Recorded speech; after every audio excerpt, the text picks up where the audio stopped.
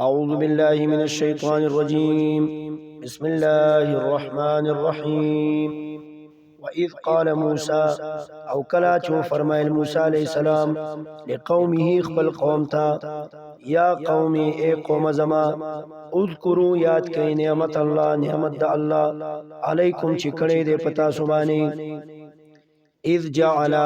کله چې پیدا کړل فیکم پتاسو کې انبیاء پیغمبران وجعلکم او جوړ کړی تاسو ملوکن بچاهان وآتاکم او درکړ تاسو ته ما اغسو لم یؤتی احدنا چنی دی ورکړي چاته من العالمین د مخلوقاتنا یا قوم ای قوم زما ادخلوا داخل شي تاسو الارض المقدسه زمکه پاکتا التي اغزمکا كتب الله چې مقرر کړی د الله پاک لكم تاسو د پاره مقرر کولو مطلب دا چې لوح محفوظ کې الله تاسو د پاره مقرر کړی دی یا دا چې د یعقوب علی السلام په جبه باندې تاسو ته دا ویلو چې د ازمکه تاسو ده یا دویمه معنا التي اغزمکا كتب الله چې فرض کړی دی الله پاک جهاد داغي لکم پتا سبانه ولا ترتدوا او مگر زیتاسو علی ادبارکم پشاگانو خپلوبانی فتنقلبوا پشیبتاسو خاسرین تاوانیان قالوا نقویل دوی یا موسی اے موسی علیہ السلام انا یقینا فیها بدیزمککی قوما جبارین قوم زور ورده و انا او یقینا منگا لن ندخلها هیچرین داخلیو گو دیزمکتا حتی تردی یخرجو چوزی دا زور ور منها دیزمکنا فإن يخرجوا پس کچر توتل دوی منها دیزمکنا فإنا داخلون پس من با داخل شو دیزمکتا قالا نو اویل رجلانی دو سڑو من اللذین داغ کسانونا یخافونا چیری دل دا اللہنا انعم اللہ انعام کریو اللہ پاک علیہما پدی دوانو بانی دی ورته ویلو ادخلوا داخل شیتاسو علیہم پدوی بانی الباب دروازی تا یعنی د خار چې کوم دروازه ده پاغه طرف پر داخل شي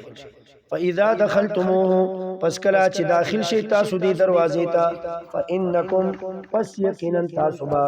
غالبون زور وریه وعلى الله او خاص په الله باندې فتوکلوا پس اعتماد وکي توکل وکي ان کنتم کچری تاسو مؤمنین مؤمنانیه قالوا نقویل دوی یا موسی اے موسی علیہ السلام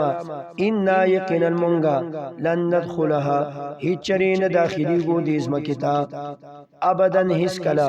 ما دامو ترسو پوری چی ایدا زورور فیها پدیزمککی فذهب نلارشا انت تو وربک اوستارب فقاتلا نجنگ اکیدوان دا غوی سرا انا یقینا منگا ها هنا دلتا قاعدون ناسیو قالا او فرمائل موسی علیہ السلام ربی رب زما انی یقینا ذو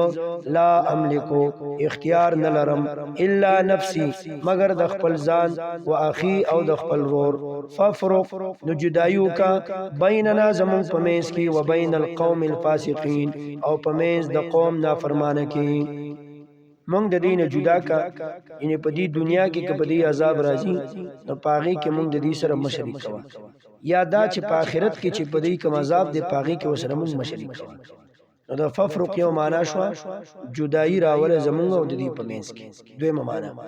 ففرق نو فیصلو کا بیننا زمون په منځ کې و بین القوم الفاسقین او په منځ د قوم نافرمانه کې قال او فرمایل الله پاک فانها پس یقینا دازمکا محرمه بندکړې شوی دا علیهم پدی باندې 40 سنه سلويخ کالا یتیهونا حیران او پریشان به ګرځي دا خلق فی الارض پدی زمکه کې فلا تاسا پس مخ پکې غته علی القوم الفاسقین په قوم نافرمان باندې